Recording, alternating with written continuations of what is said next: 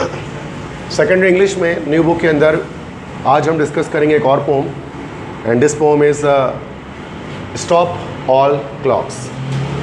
तो आज हम एक न्यू बुक जो सेकेंडरी इंग्लिश की आई है उसके अंदर जो पोम है स्टॉप ऑल क्लॉक्स, जिसको हम यहाँ डिस्कस करने वाले हैं। I am going to explain all the lines and the message and the theme of this pome.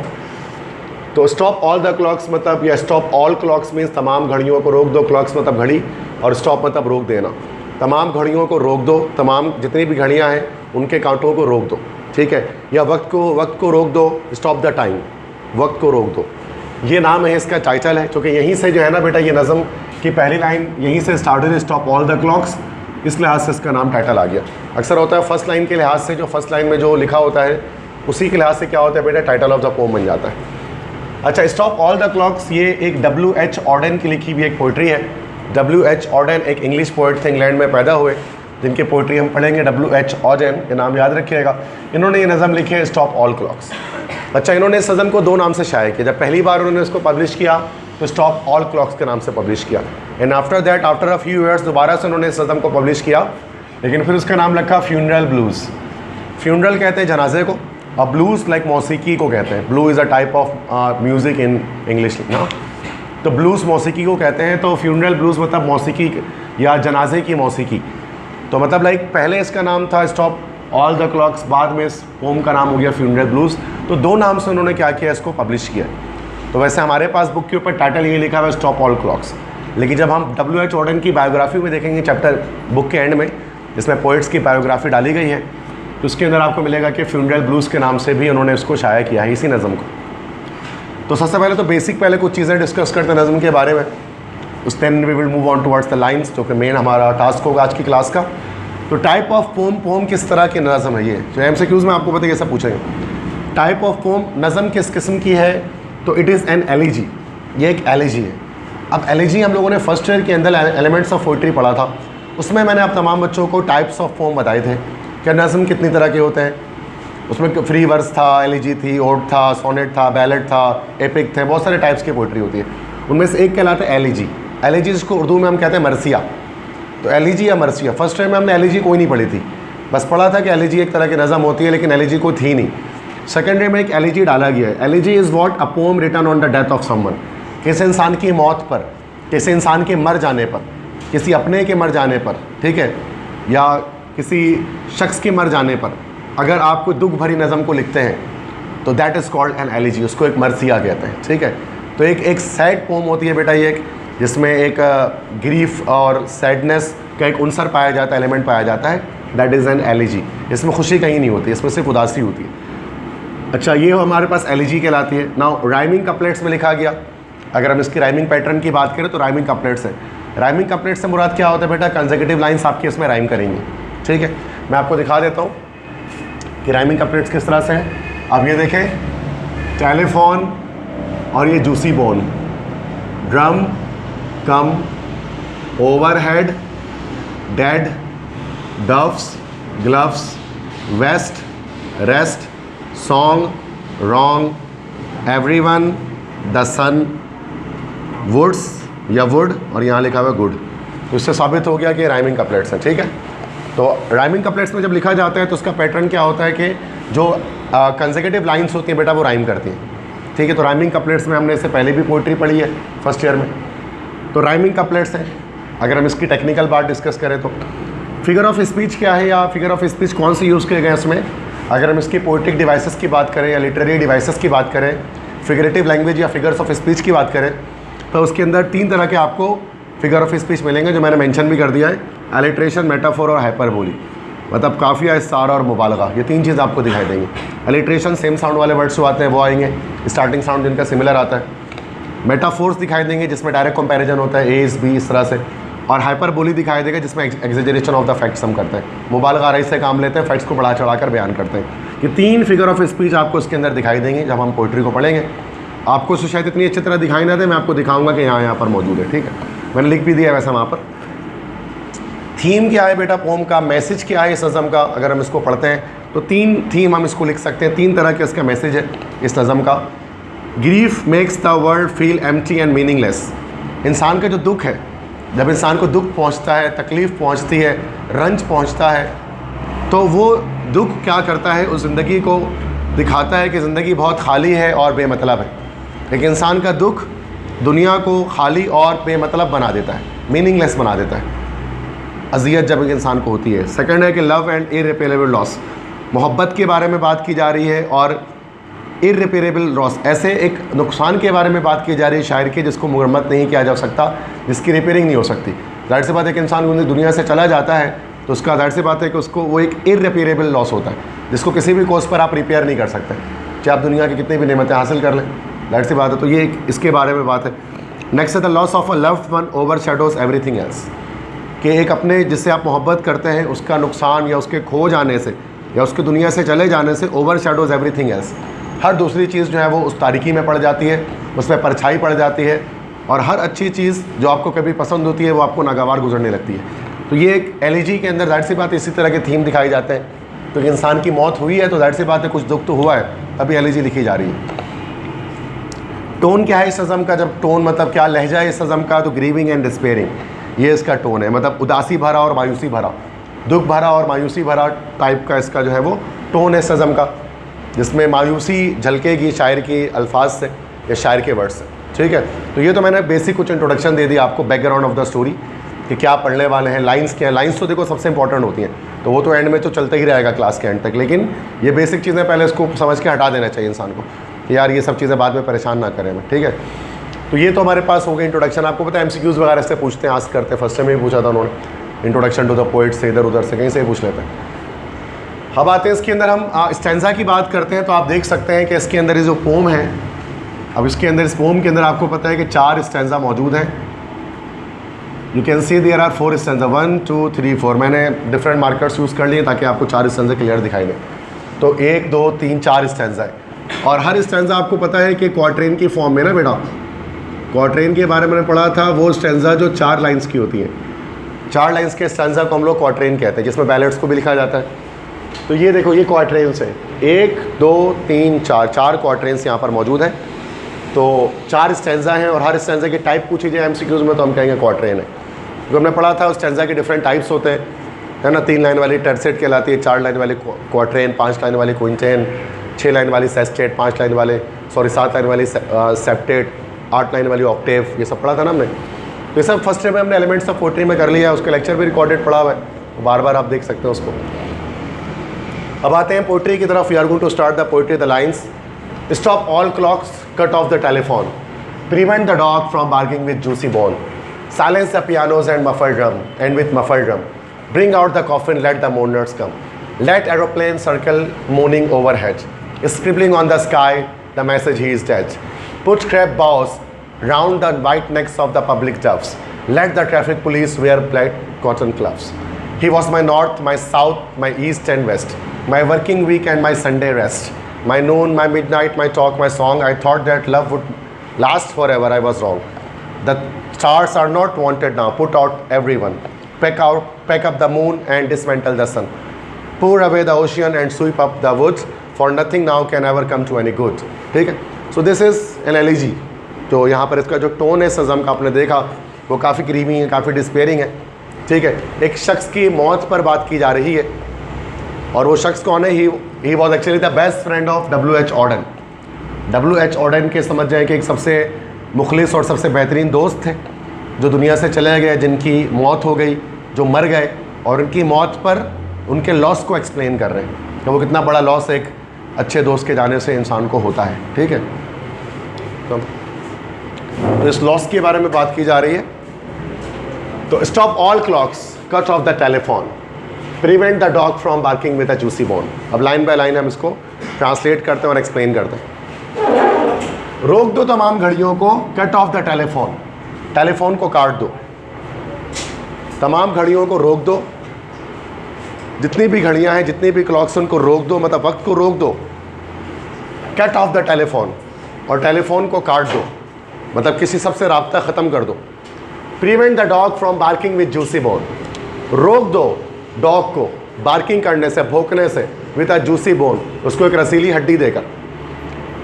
मतलब शायर कह रहे हैं, शायर कह चुके मैं खुद अफसुर्दा हूँ, चूँकि मुझे खुद दुख भरा हूँ, मेरे अंदर एक मायूसी, एक तारीकी, एक खामोशी छाई है, तो मैं चाहता हूँ कि पूरी दुनिया में खामोशी हो जाए, या पूरी दुनिया मेरे इस दुख, मेरे इस कर्ब, मेरे इस अजियत को फ़ील करे जो मैं फ़ील कर रहा हूँ। तो कह रहे हैं कि तमाम घड़ियों को रोक दो, तमाम टेलीफोन को काट दो, और डॉग जो है, जो डॉग है उसको रोक दो, चूँकि वो भौंक रहा है, वो शोर मचा रहा है, तो उसको रोक दो, उसको एक हड्डी देकर। Silence the pianos and with muffled drum, खामोश कर दो पियानोज को, जितने भी पियानो बज रहे हैं उनको खामोश कर दो, एंड विथ मफल्ड ड्रम, और मफल्ड ड्रम के साथ, ड्रम ढोल, मफल्ड मतलब धीमी आवाज़, दबी आवाज़ में, हल्की आवाज़ में जो ड्रम बजता है उसको मफल्ड ड्रम कहते हैं। तो ड्रम बजाने से क्या होता है, ड्रम जब अक्सर होता है फ्यूनरल्स वगैरह में, क्रिश्चियंस के अंदर जब फ्यूनरल लेकर जाया जाता है तो ड्रम बजाया जाता है, ट्रम्पेट होता है, ड्रम टाइप का होता है, उसको बजाते हैं जब जनाजा जा रहा होता है, कि ताकि लोग जो है आसपास वो सारे जमा हो जाए और फ्यूनरल के साथ साथ चले। तो ये क्रिश्चियंस का कॉन्सेप्ट होता है ड्रम बजाने का। तो वो कह रहे हैं ड्रम को तो बजा, अच्छा ड्रम को ये रोक नहीं रहे, कह रहे हैं ड्रम तो बजाओ, क्योंकि ड्रम बजाएंगे तभी सोगवार आएंगे जनाजे में, लेकिन ड्रम को धीमी आवाज़ में बजाओ, विथ मफल्ड ड्रम, धीमी आवाज़ में ड्रम को बजाओ। Bring out the coffin, coffin किसे कहते हैं, कॉफिन मतलब ताबूत। क्रिश्चियंस के अंदर क्या होता है बेटा, जैसे मुसलमानों में होता है कि कफन पहनाने के बाद फिर हम उनको डायरेक्टली ज़मीन के अंदर उतार देते हैं कफन के साथ, ठीक है, लेकिन क्रिश्चियंस में ऐसा नहीं होता। आपने देखा होगा जो सिमेट्री होती है क्रिश्चियंस की, तो उसमें क्या होता है, एक ताबूत होता है बड़ा सा, कॉफिन जिसको हम कहते हैं, प्लस बना होता है उसके ऊपर, उसके अंदर वो बॉडी को रखते हैं, ऊपर से बंद कर देते हैं, वो डब्बा पूरा जो है ना कॉफिन, वो आपने देखा होगा, वो उसको फिर वो दफनाते हैं। तो थोड़ा सा दफनाते तो मुसलमान भी और ईसाई भी हैं, लेकिन दफनाने का अंदाज़ दोनों का अलग होता है, ठीक है। और जो क्रिश्चियंस होते हैं वो हमेशा ताबूत में रख के दफनाते हैं, देखा होगा आपने अक्सर ऐसा। तो कॉफिन कहा जाता है उसको, ताबूत को कॉफिन कहते हैं, कि निकाल लो बाहर ताबूत को, लेट द मोर्नर्स कम, और सोगवारों को, शोक मनाने वालों को आने दो।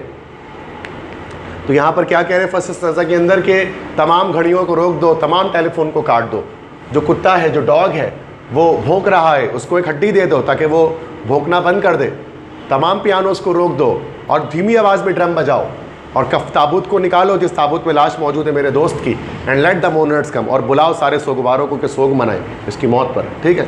तो ये एलिजी का एक इस तरह का टोन होता है, एक सोगवार सा टोन होता है जिसमें एक इंसान अपने लॉस को एक्सप्लेन कर रहा होता है, इसको मरसिया कहा जाता है, ठीक है। तो फर्स्ट टाइम आप शायद कोई एलिजी पढ़ रहे हैं। Let aeroplane circle morning overhead, scribbling on the sky the message he is dead, put crepe bows round the white necks of the public just, let the traffic police wear black cotton gloves. क्या कह रहे हैं कि let aeroplane circle, घूमने दो हवाई जहाज़ को, एरोप्लेन को, जहाज़ को घूमने दो, मोर्निंग ओवरहेड, और उसको सोग बनाने दो हम सबके सरों पर, कि जो जहाज़ मतलब जनाजा जैसे गुजर रहा है तो जहाज़ ऊपर से जा रहा है, तो कह रहे हैं, शायर कहता है कि जहाज़ जो है उसको घूमने दो। अच्छा, यहाँ पर figure of speech first line में जो आपको दिखाई दी है ना, वो अलिट्रेशन दिखाई दिया है यहाँ पर, क्योंकि देखो क्लॉक्स और कट ऑफ ये दोनों सी से स्टार्ट हो रहे हैं, सेम अल्फाबेट से, सेम कॉन्सोनेंट साउंड आ रहा है, तो क्लॉक्स और कट ऑफ ये हमारे पास यहाँ पर अलिट्रेशन आपको दिखाई दे रहा है, जिसको हम काफिया कहते हैं, सेम वर्ड से स्टार्ट होने वाले। अच्छा, यहाँ पर जो सेकंड स्टैंज़ा की फर्स्ट लाइन में आपको हाइपरबोली दिखाई देगा। हाइपरबोली मीन्स के मुबालगा आराई जिसको हम कहते हैं, कि let aeroplane circle morning overhead, scribbling on the sky the message he is dead, कि हवाई जहाज़ को घूमने दो हम सबके सरों पर, तमाम सोगवारों के जनाजे में साथ साथ चलने वाले को सरों पर घूमने दो एरोप्लेन को, स्क्रिबलिंग ऑन द स्काई, और उनको आसमान पर लिखने दो the message he is dead, ये मैसेज कि ही इज़ डेड, वो मर चुका है, उसकी मौत हो गई है, वो मर गया है, अब वो ज़िंदा नहीं है, वो मुर्दा है, ही इज़ डेड। अच्छा, ये हाइपरबोली है, क्योंकि जहाज़ जो होता है ना, आपने देखा जहाज़ जब उड़ते हुए जा रहा होता है ऊपर से, और काफ़ी जब ऊंचाई पर जहाज़ उड़ रहा होता है, काफ़ी ऊंचाई पर, तो उसके जो अब काफ़ी ऊंचाई पर आपको पता है ठंडक बहुत ज़्यादा होती है, तो जब बहुत ज़्यादा ऊंचाई पर जब जहाज़ उड़ रहा होता है ना, तो उस पर क्या होता है, जो उसका धुआं निकलता है ना, उससे एक ट्रेल बन जाती है, उससे एक वाइट कलर की एक पूरी एक ट्रेल बन जाती है। देखा होगा आपने जेट ट्रेल्स को, हम लोग जिसको बचपन में रॉकेट बोला करते थे, तो वो रॉकेट नहीं होता असल में, वो असल में हवाई जहाज़ ही होता है, लेकिन हवाई जहाज़ जब बहुत ऊंचा उड़ रहा होता है ना एरोप्लेन, तो वो उसके जो फ्यूल होता है, जो धुआं होता है, जो उसका एग्जॉस्ट, वो जम जाता है, तो वो एक लंबी सी लकीर जैसा दिखाई देता है। अब कभी कभार जहाज़ जैसा मिसाल के तौर पर कोई जहाज़ कराची एयरपोर्ट पर लैंड करना है, तो वो जहाज़ तो आपको बिल्कुल नीचे उड़ता हुआ दिखाई देगा, लेकिन वो जहाज़ मिसाल के तौर पे कोई चाइना से जा रहा है, आगे चाइना से जा रहे हैं, इंडिया से जा रहे हैं, वो किसी यूरोप के साइड पे, तो काफ़ी ऊंचाई की तरफ जा रहा होता है, तो पाकिस्तान के ऊपर से उड़ते हुए जा रहा है, तो बहुत ऊपर दिखाई देता है वो, फिर उसकी एक लाइन दिखाई देती है, तो वो इस तरह से होता है। तो वो जो लाइन्स जो बनती है ना, उसको ट्रेल कहते हैं, तो उससे बहुत बार ऐसा होता है, आपने देखा होगा कि उससे कुछ लिखा भी जा सकता है। जैसे फाइटर जेट्स जब होते हैं ना, 14 अगस्त आएगा या 23 मार्च को, तो पाकिस्तानी एयरफोर्स के जेट्स होते हैं ना, वो इस तरह से कुछ भी बना देते हैं। पाकिस्तान का फ्लैग बना दिया, green colour, red, white colour, देखा होगा आपने जो जेट शोज़ हमारे पास होते हैं, तो उससे कुछ लिखा भी जा सकता है, न्यू ईयर लिखा जा सकता है, बहुत कुछ लिखा जा सकता है। तो उसी के बारे में बता रहे हैं कि scribbling on the sky the message is dead. तो जो जहाज़ उड़ रहे हैं हवा में, उनको बोलो या उनको चाहिए कि वो क्या करें कि वो आसमान पर लिखें एक मैसेज कि ही इज़ डेड, कि हर इंसान को पता लग जाए कि जो मेरा दोस्त था उसकी मौत हो गई और वो मर चुका है। तो एक हाइपर बोली है, क्योंकि ऐसा किया नहीं जा सकता किसी इंसान की मौत पर कि हम ही इज़ डेड लिखवा दें, क्योंकि एक आम इंसान है जो कि मरा है, तो कोई बहुत बड़ा कोई ऐसा लीडर नहीं है या कोई बादशाह नहीं है जिसकी मौत हुई है। तो let aeroplane circle moving overhead scribbling on the sky the message he is dead, कि हवाई जहाज़ को शोक मनाने दो, आसमान में उड़ने दो, घूमते रहने दो, और उनको बोलो कि वो आसमान पर लिखें अपने धुएं से, अपने एग्जॉस्ट से कि ही इज़ डेड, वो मर चुका है, अपने धुएं से जब वो मूव कर रहा होता है। Put crepe bows round the white necks of the public doves. Crab Bose किसे कहते हैं? बो टाई जिसको कहा जाता है ना। अब आपको पता है कि जो क्रिश्चियंस होते हैं उनका जब फ्यूनरल होता है तो फ्यूनरल का भी अलग ड्रेस होता है उनका। फ्यूनरल में वो पैंट कोट वगैरह पहन के जाते हैं, उनका सिस्टम है, वो पैंट कोट लगाते हैं, टाई लगाते हैं या फिर बो टाई लगाते हैं, को टाई भी पहनते हैं। मतलब उनका एक तरीका है कि फ्यूनरल में जब वो जाते हैं तो तमाम लोग एक ही तरह की ड्रेसिंग में आपको दिखाई देते हैं, चर्च में बैठे होते हैं तो वो सब पैंट कोट पहने होते हैं, ब्लैक कलर का कोट वो सब ने वेयर किया होता है, क्योंकि ब्लैक जो है ना वो सिम्बलाइज़ करता है ग्रीफ को, गम को, क्रिश्चियन कॉन्सेप्ट के अंदर, तो वो ब्लैक कलर पहनते हैं, ब्लैक कोट या ब्लैक पैंट इस तरह से। उस तरह टाई भी उन्होंने लगाई होती है, तो उसको क्रैब बोस कहा जाता है। जो टाई वो लगाए होते हैं ना, वो बो टाई जिसको हम कहते हैं, और वो ब्लैक कलर के लगाए होते हैं अक्सर टाई, ताकि वो सिम्बलाइज़ करें सैडनेस को। तो put crepe bows round the white necks of the public doves, लोगों के जो फाख्ते हैं, डव इज़ अ बर्ड ना, कबूतर, छोटा कबूतर जैसा होता है, फाख्ता आप डव जिसको कहते हैं, सिंबल ऑफ पीस भी ये होता है ना, अमन का निशान।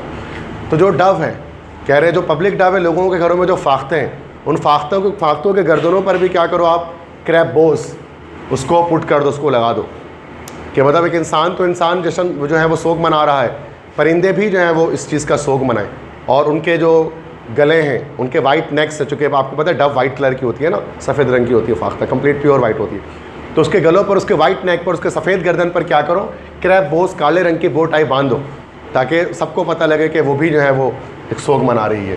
Late the traffic police wear black cotton gloves, और ट्रैफिक पुलिस को काले रंग के कॉटन के ग्लव्स पहनने दो।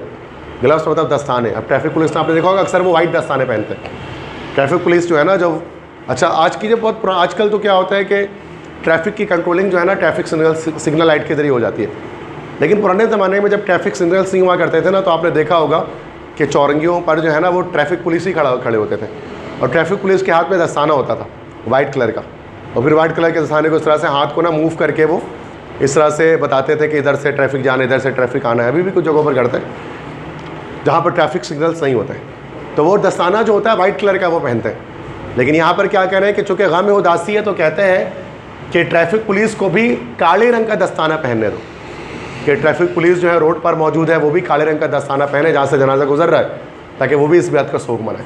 तो यहाँ पर बता रहे कि वो चाह रहे हैं कि जो गम इनको पहुँचा है उसको पूरी दुनिया फील करे, उसको हर इंसान फील करे जो उस वक्त वहाँ पर मौजूद है। तो हम आगे बात सेकंड स्टैंजा, तो हाइपर बोली यहाँ पर आपको दिखाई देगा कई जगह पर जो मैंने आपको बताया। Third stanza, he was my north, my south, my east and west, my working week and my Sunday rest, my noon, my midnight, my talk, my song, I thought that love would last for ever, I was wrong. वो मेरा शुमाल था। अच्छा, अब ये metaphor इस्तेमाल किया जा रहा है इसके अंदर। मेटाफोर मतलब एक चीज़ को दूसरी चीज़ से कंपेयर कर रहे हैं, तो बहुत सारी चीज़ों से कंपेयर कर रहे हैं यहाँ पर अपने दोस्त को। कह रहे हैं कि वो मेरा शुमाल था, मेरा जुनूब था, मेरा मशरिक़ था और मेरा मगरिब था। मतलब कि जहाँ पर मैं जाता था वो मेरा दोस्त मेरे साथ साथ होता था, चाहे मैं नॉर्थ में जाऊँ, चाहे साउथ में, चाहे ईस्ट में, चाहे वेस्ट में, तो वो था मेरा शुमाल, मेरा जुनूब, मेरा मशरिक़ और मेरा मगरिब। ये सारे मेटाफोर चल रहे हैं, ठीक है। My working week and my Sunday rest, वो हफ्ता जब मैं काम किया करता था, एंड माई संडे रेस्ट, और वो संडे इतवार का दिन जब मैं आराम किया करता था। तो मतलब मेरी मुलाकात उससे हर वक्त ही रहती थी, वीक डेज़ में भी और हॉलीडेज़ में भी। My noon, my midnight, my talk, my song, I thought that love would last for ever, I was wrong. कह रहे कि वो मेरा दिन था, मेरी रात, मेरी बातें और मेरा नगमा। तो ये भी सारे मेटाफोर चल रहे हैं बेटा। आई थॉट, मैंने सोचा कि मोहब्बत चलेगी सारी ज़िंदगी। आई वॉज रॉन्ग, लेकिन मैं गलत था। मतलब वो कहता है कि उससे मेरी बातें होती थी, मतलब जाहिर सी बात है कुछ लोगों के एक ही बेस्ट फ्रेंड होते हैं, तो वो कहते हैं कि उससे मैं दिन में भी बातें किया करता था, उससे मैं रात में भी बातें किया करता था, वो मेरी बातें थी, वो मेरा नगमा था, मेरे नगमों का हिस्सा था। आई thought that love would last for ever, मुझे लगा कि उससे जो मोहब्बत है वो लंबे अरसे तक जारी रहेगी। आई वॉज रॉन्ग, तो लेकिन मैं गलत था, लेकिन उसकी मौत हो गई और ये मोहब्बत ख़त्म हो गई। तो मैंने कहा अच्छा, अक्सर इसमें यहाँ पर जो है ना, देखो यहाँ पर फेमिनिन सेंस नहीं आ रहा है, यहाँ पर मैस्कुलिन सेंस आ रहा है, क्योंकि वो यहीं सर आपको ना ही इज़ डेड से यहाँ पर आपको पता लग जा रहा है। अक्सर लोग बच्चे जब इसको पढ़ते हैं तो उनको लगता है कि W.H. Auden is writing for an opposite gender, but it is not the correct one.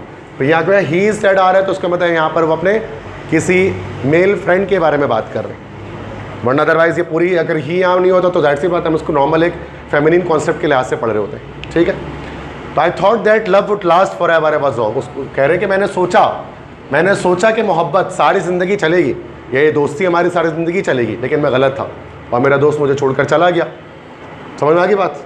Last stanza, the stars are not wanted now, put out everyone, pack up the moon and dismantle the sun, pour away the ocean and sweep up the verge, for nothing now can ever come to any good। अब जो शुरू के जो 3 line है वो hyperbole means exaggeration of the facts, है ना भाई, बहुत एक्सेजरेट कर रहे हैं फैक्ट्स को। आपको पढ़ के अंदाज़ा हो जाएगा क्या बोल रहे हैं, देख के अंदाज़ा हो रहा है। The stars are not wanted now, अच्छा कह रहे मेरी ज़िंदगी में तारीकी हो चुकी है, मेरी ज़िंदगी में मेरे दोस्त के जाने से अंधेरा फैल चुका है, तो मुझे कोई ऐसी चीज़ नहीं चाहिए जो रोशनी दे, रोशनी देने वाली सारी चीज़ों को ख़त्म करो। The stars are not wanted now, तारों की अब मज़ीद ज़रूरत नहीं है, तारों की अब मज़ीद ज़रूरत नहीं है, या तारों की अब ज़रूरत बाकी नहीं रही है। पुट आउट एवरीवन, बुझा दो सारे तारों को, सारे स्टार्स को बुझा दो, उनकी रोशनी को ख़त्म कर दो। अब जाहिर सी बात ऐसा किया नहीं जा सकता, that is a hyperbole. Pack up the moon, बांध दो या बंद कर दो चांद को, चांद को पैकअप कर दो, पैकअप मतलब बंद कर देना, बांध देना, चांद को पैकअप कर दो। And dismantle the sun, dismantle का मतलब क्या होता है, टुकड़े टुकड़े कर देना, किसी चीज़ को पार्ट्स में ब्रेक कर देना। जैसे मैं कोई एक देयर इज अ टॉय, कोई टॉय आपके पास है, टॉय को आप टुकड़े टुकड़े छोटे छोटे टुकड़ों में अलग अलग कर दें, तो आपने असल में उसको डिसमेंटल कर दिया, ठीक है। तो डिसमेंटल द सन, सूरज को टुकड़े टुकड़े कर दो ताकि वो रोशनी देना बंद कर दे। pour away the ocean, ocean means समंदर, बड़ा समंदर, ocean. pour away the ocean, उंडेल दो, उलट दो समंदर को। मतलब इस तरह तशबीह दे रहे हैं कि जैसे समंदर जो है कटोरा है, एक प्याली है, और प्याली के अंदर समंदर का सारा पानी है, तो उस प्याली को उलट दो। pour away the ocean, समंदर को उलट दो। And sweep up the wood, और सारे जंगलात को साफ़ कर दो, सारे जंगलात को ख़त्म कर दो, जैसे दुनिया में खूबसूरती है। For nothing now can ever come to any good, क्योंकि कोई भी चीज़ अब ऐसी नहीं है जो मेरे किसी काम आ सके, या कोई भी चीज़ ऐसी नहीं है जो मेरी ज़िंदगी में अच्छाई लेकर आ सके, मेरी ज़िंदगी को अच्छा कर सके, मेरी ज़िंदगी को पहले से बेहतर बना सके। तो मुझे इन तमाम चीज़ों की ज़रूरत नहीं है, इन चीज़ों को ख़त्म कर दिया जाए, कि तारों को बुझा दिया जाए, मून को पैकअप कर दिया जाए, सूरज के टुकड़े टुकड़े कर दिए जाए, सारे समंदर को उंडेल दिया जाए उसके पानी को, और तमाम वुड्स, तमाम जंगलात को स्वीप कर दिया जाए, उनको साफ़ कर दिया जाए, उनको खत काट दिया जाए। फॉर, क्योंकि यहाँ पर फॉर का मतलब है क्योंकि, for nothing now can ever come to any good, क्योंकि अब कोई भी चीज़ ऐसी नहीं है जो मेरी ज़िंदगी में खुशहाली ला सके, कोई भी चीज़ ऐसी नहीं है जो मेरी ज़िंदगी को बेहतर बना सके, मेरी ज़िंदगी में कुछ अच्छा कर सके, उसमें अच्छाई ला सके और उसमें खुशियाँ बिखेर सके मेरे उस दोस्त के जाने के बाद। तो आपने देखा कि बेटा ये जो पोम है जो हमने पढ़ा, इसको कंप्लीट समझ में आया होगा आपको इन्होंने क्या लिखा है इसमें लाइन्स में। तो एक एलिजी है ये, एक मरसिया है ये, जिसमें बड़ा एक ग्रीविंग और बड़ा एक सैडनिंग टोन इसमें शायर ने इस्तेमाल किया है। एक बड़ी उदासी भरी नज़म है जिसमें शायर अपने लॉस को एक्सप्लेन करे तमाम स्टूडेंट्स को, या तमाम लोगों को जिस शायरी को पढ़ रहे हैं, कि कितना दुख पहुँचा उन्हें अपने दोस्त की मौत के बाद। तो यही चीज़ है, इसका जो मैसेज है, grief makes the world feel empty and meaningless, कि इंसान का दुख उसके लिए दुनिया को खाली कर देता है और बेमतलब कर देता है। लव एंड इररिपेरेबल लॉस, मोहब्बत के बारे में बात हो रही है, और एक ऐसे लॉस, एक ऐसे नुकसान के बारे में बात हो रही है जिसको मुरम्मत नहीं किया जा सकता, जिसका कोई सद्देबाब नहीं है। The loss of a loved one ओवरशैडोज everything else, एक इंसान, जिस इंसान से आप मोहब्बत करते हैं, उसके चले जाने के बाद सारी चीज़ें तारीख हो जाती हैं, सब चीज़ों में अंधेरा फैल जाता है, हर चीज़ पे एक परछाई और एक काला और एक तारीख साया पड़ जाता है आपकी ज़िंदगी पर, और एक लंबे अरसे तक उस ट्रॉमा से बाहर नहीं निकल आते। तो ये एक कॉमन एक फीलिंग है जो हर इंसान के अंदर जनरेट होती है। After the death of his friend और हर फ्रेंड और अ फैमिली मेम्बर और अ लव्ड वन। तो ये चीज़ बड़ी कॉमन सी बात है। बात समझ में आ गई बेटा को? मसला समझ में आ गया? क्लियर है सबको? कुछ पूछना है तो अभी क्वेश्चन